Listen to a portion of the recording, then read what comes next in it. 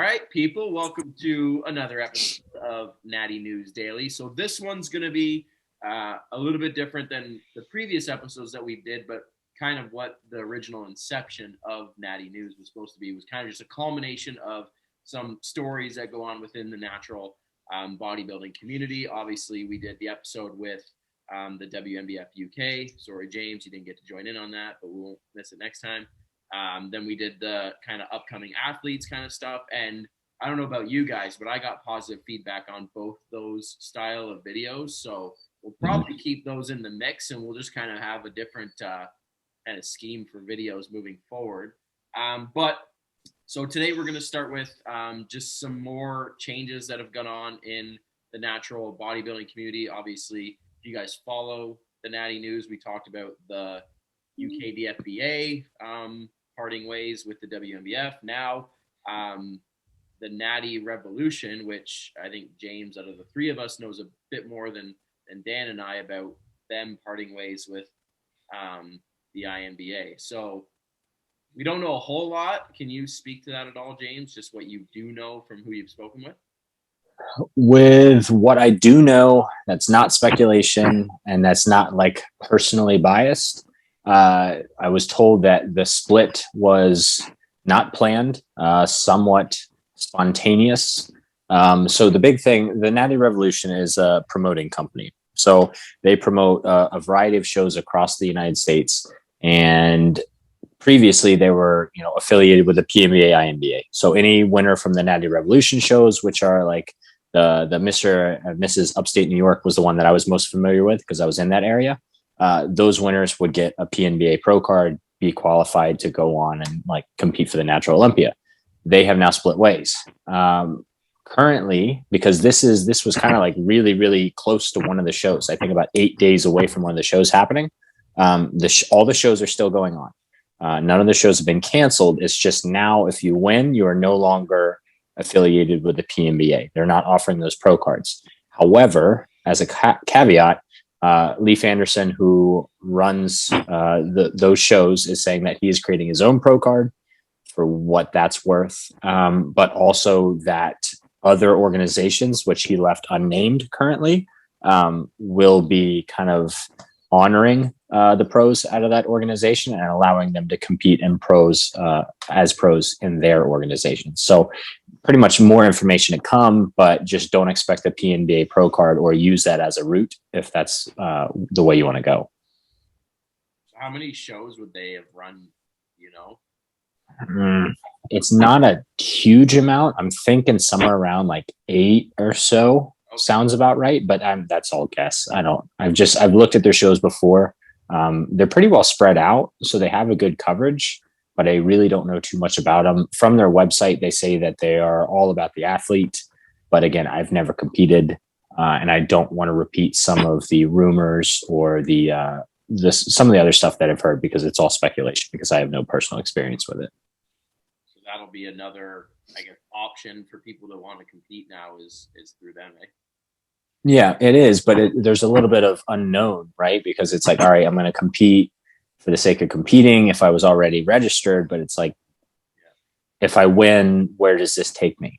If that's the route you want to go. Some people just compete for the sake of competing, and that's fine. And if it's a good show, great. Some shows like that can be a good option if they're close. Like if they're local, like no travel required, that kind of stuff can be convenient. So even if it's, not in the organization that you want to compete in, sometimes it might be a good option though, if it's not, out of your way, so to speak, and it kind of aligns with your season anyway. So yeah, absolutely. Like first time competitor. And if it's in your hometown or close by, get your feet wet, go to a good show, see what it's like, see how you do, see what you think. Yeah, I guess the only potential weird part is now another pro card thrown into the mix, right? Which we've talked about before, and just the saturation of pro cards that are given out over the course of a year just within natural bodybuilding. Not any organization in particular, but just the sheer volume that it gets somewhat devalued sometimes, right? So I hope that if they do move forward with everything, maybe they can kind of link up with an organization and come to like one solid group instead of having all these smaller pop-ups, right? Mm-hmm. Yeah. I'm sure there will be. I think right now is kind of just like scrambling to keep the shows going, because there's probably a lot going on behind the scenes that we don't know and won't know. For sure. All right, next up, a little physique update by Jeff Nippard. So I'm just gonna share screen right now. Come on over. You guys see that now? Yep. All right. Bearcat. Fellow Canadian, give him a little shout out. So I mean, I'm gonna guarantee everybody that's watching this knows who Jeff Nippard is. But turned pro pretty young within the WNBF. And you know, every once in a while we'll throw the physique updates out there. But Which show did he win? He won one of the ones in California, didn't he? I think he turned pro at the Muscle Mayhem. I think. Was it the Muscle Mayhem? I think it was the Muscle Mayhem. Yeah, and it was like when he was 23 or something. I think he's only a year older than me. And, That's crazy young. Yeah, and he looked insane. I'd have to scroll to find photos, but like when you see this now, you're just like, man, I wish he'd compete again. Yeah. I mean, he's dense.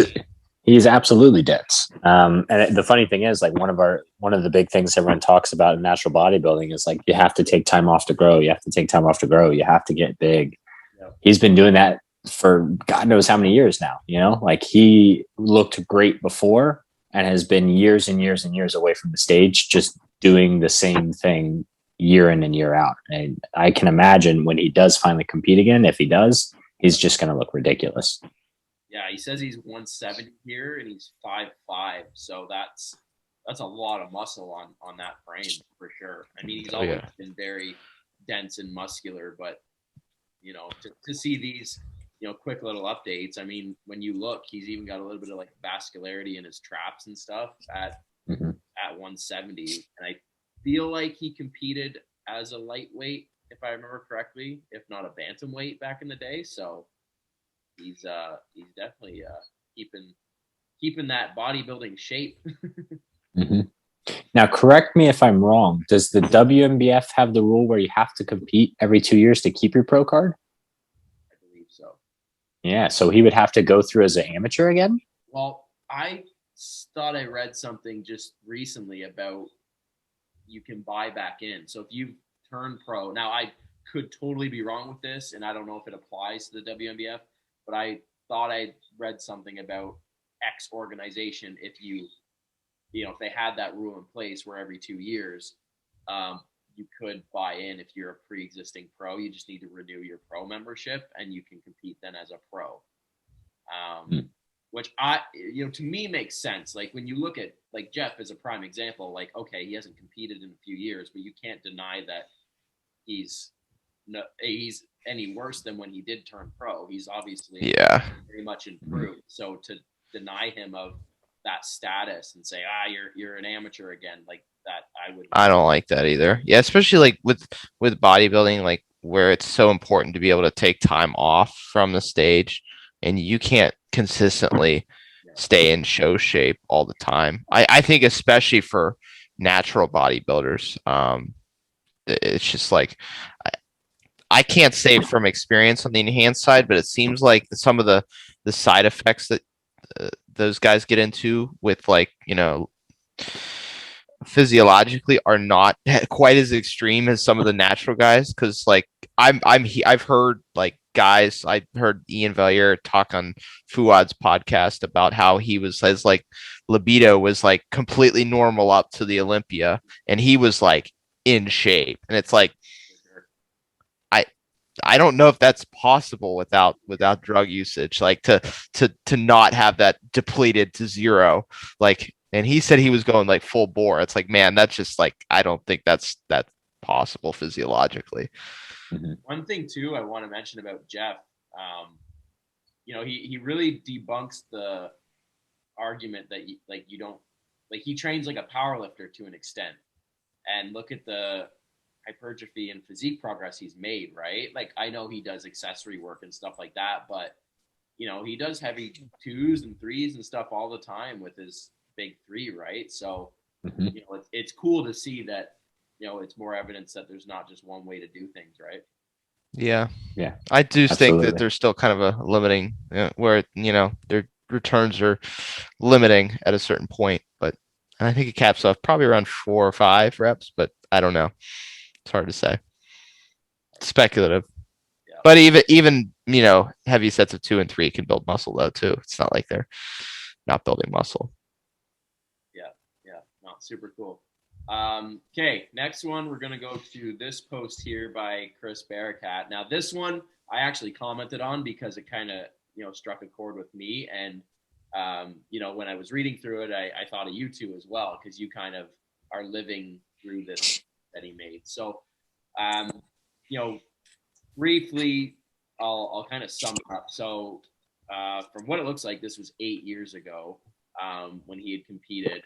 And basically talks about, the journey back then and, how you kind of just stayed behind closed doors. You kept your head down. You did the work. You weren't posting things. You weren't sharing things. You weren't obligated to post physique updates or all this kind of stuff. And, really he talks about enjoying almost like the purity of the sport back then. And this is something I've actually gone back and forth in my own head about with my upcoming season. And, do I want to do like a prep series on YouTube? I have a videographer that I work with. Do I want to document? Do I want to make all this cool content? And there's pros and cons. So I wanted to actually talk to you two about it. We'll start with you, James, because you're obviously doing the shadow prep style right now. Kind of what Chris was talking about, where you don't really post a whole lot. You do the odd thing here and there, but you're kind of just waiting till the end to unveil the final product. So what kind of pursued you to want to do that? Have you seen benefits from it? Do you miss sharing things? What's it all kind of for you? It has been absolutely fantastic for me. I'll kind of compare it to the last prep. So situationally in my life is very different from where it was when I prepped last. I'm out of grad school. I have a solid career, like finances are stable, relationship stable, all that stuff. Some of that was stable back then. Relationship was fine back then. Caveat there. Yeah, but that's important to note, though. Yeah. There was a lot of turmoil there, and a lot of stressors that I don't need to dive into here. But I also was putting so much immense stress on myself to post on social media, spending time making sure I look good in all the posts, and like spending time doing extra posing, and it had to look great. And I had to make sure I posted every day and try and sound like extra smart on these captions or come up with something brilliant to like blow everyone's minds. And it just was such a drain on me emotionally. And I really think that I was doing it because I felt like I had to, I still had some imposter syndrome going on. I had to feel validated that I was really a bodybuilder. It was only, my second and third show.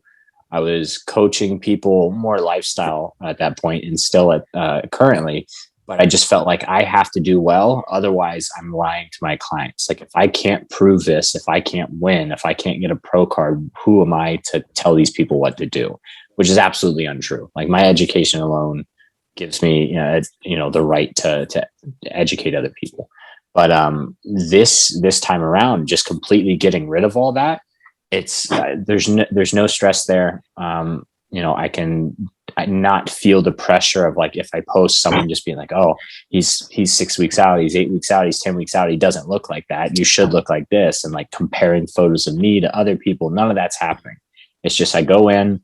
I do what I'm supposed to do. I send my photos to Brett. I weigh in, and that's it. I don't make any decisions. That's what he's there for.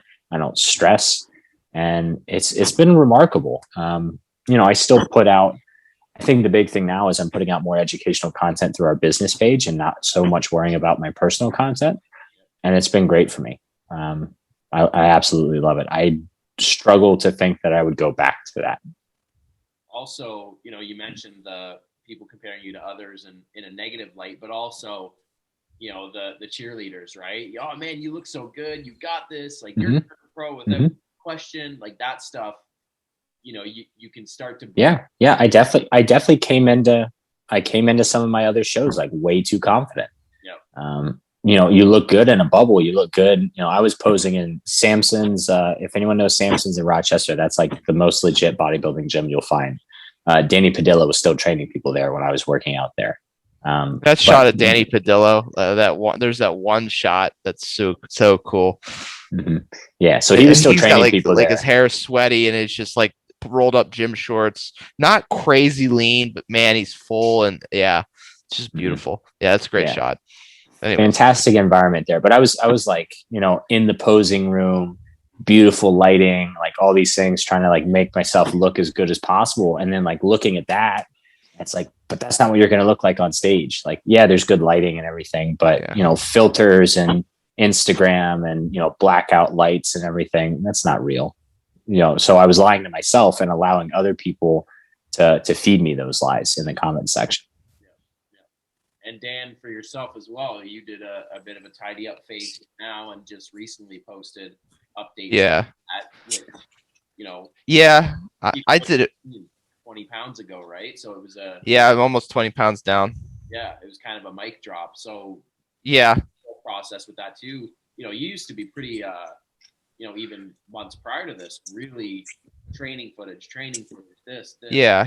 You really dialed that back. So was there rationale behind that, or just something you wanted to do? Mostly just something I wanted to do. I mean, like in terms of like posting stuff, it was just too much for me to handle. I have a lot of things on my plate. My overall workload, like through my job has gone up substantially. So just don't have quite as much time to do that. I'm doing a lot of other things on the side. So, but the past, 8-9 weeks, my intent was literally just to break the internet, like just say, oh, I'm going to start dieting. And then all of a sudden, bam, which was fun. So I mean, like, I don't know, like posting in general doesn't really bother me too much. I don't really know. I've never really had too much of an issue with it. So I think I'm in a little bit of a different situation than James. When I did win my pro card in 2018, I don't even know that I had 100 followers in social media. So like, and by the end of it, I barely had any energy to post. So it's like, but I don't know. I kind of like posting the cool photos and everything like that. And I'm getting to the point kind of now at this, like that I feel like I kind of look the part at this point. So like, I don't know. I'm just kind of like, I like posting though. So, but no, that was mostly just to break the internet, really, but just for a little fun. I go back and forth, right? Because I know, from a business standpoint, probably going to help. From a social media growth, probably going to help. Yeah, for sure. Just to document, to look back on, obviously not a bad thing, but I don't know. I do remember the good old days. Even when I first started competing, Instagram was nowhere near as big as it is now, and it was very casual. You'd post something randomly, and that was it. Something a little free, I guess you could say, about that. When I look at, I look up to a lot of older competitors, right? So I someone like Brett James, he doesn't post a whole lot. My coach Cliff, he posts like old photos, but he rarely posts really anything at all. And I look at that and I'm like, that must be mentally very like light. You know what I mean? Like you're not thinking about, James touched on it, right? Like getting the perfect photo with the perfect lighting, and you're posing, and you do a side chest and you take the photo, you're like, not that one. Another one, not that one. And all of a sudden minutes go by. Gotta do video and screenshot. That's my tactic. Yeah, but the quality's not as good. Like those are the things, Yeah. I think about, because a lot of my business is directly from Instagram. I can't tell you the last time I didn't get a client that wasn't through Instagram or word of mouth from someone on Instagram, right? So it's tough, right? You go, like, I have my final physique updates, which I sent you guys for the end of the off season, and I haven't posted them yet because I'm just like, man, do I want to? Do I not want to? It's weird. It's a weird battle that bodybuilders of years before us never ever would have had to worry about. I think it's not a bad idea. Like if there's substantial visual change, like might not be a bad idea to post it. Like, I think some people get into the thing where they're, you know, posting like weekly photos, and it's like, that's great for like your coach, but it's like, man, like at the end of the day, it's like he looks like almost identical to what he did last week. So it's like, I don't know. Like, Yeah. I don't know. For me, I like just posting like periodically, maybe every few months or every few weeks, and then the occasional like, well, now it's not as occasional, but like the when I have like a sick rear delt pump or something where it just looks like a tumor, like I'm gonna post that. I'm absolutely gonna post that. Mhm. Yeah, You know? I think it's kind of important to post like the big benchmark stuff, like Leroy for you, the end of a bulk. Like you'll probably want to document that, and if you don't put it on social media, you know, you may lose it, it may get deleted, whatever. So at least that's there, and you can look back and say like, all right, this was the end of this phase. Maybe take one at the end of the next phase, and then you can see the real comparison. But like Dan said, the weekly stuff, I was doing that last prep, and it's like, or almost like daily. It's like no one cares. You know, you're Yeah. seeing the same photos 50 different times in the same lighting, and it's like, nah, it doesn't matter. You know, what are you going to look like on stage? That's what matters. Exactly. I do think it's a good idea, like especially as you get close to contests, to take photos and document. I still wish I did more of that in those last few weeks. At that point, for me, it was like I barely had the energy to like want to do any of that. So you know, like and we talked about this and in our podcast with Andrew and Steph.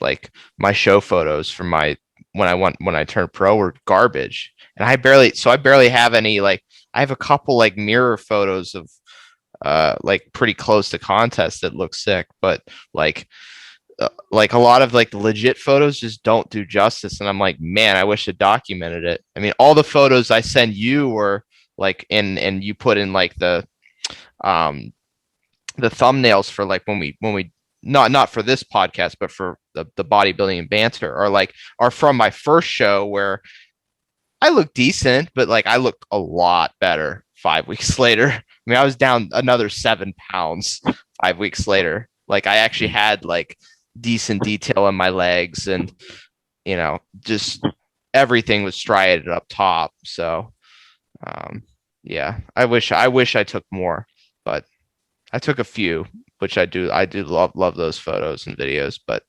yeah. All right, people, that wraps up today's episode. I hope you guys enjoyed this, you know, more of like a news style. If you did, let us know in the comments below, and let us know if you have any thoughts on the whole posting situation, because I'm curious to see if anybody else goes through this battle alongside the three of us. We're all similar age groups, so it could be just a generational thing. But anyways, if you guys It's just social media era. Yeah. Yeah, that's right. That's right. If you enjoyed the episode, please subscribe. Follow us on Instagram at natty_news_daily with more updates, and we'll see you guys in the next one.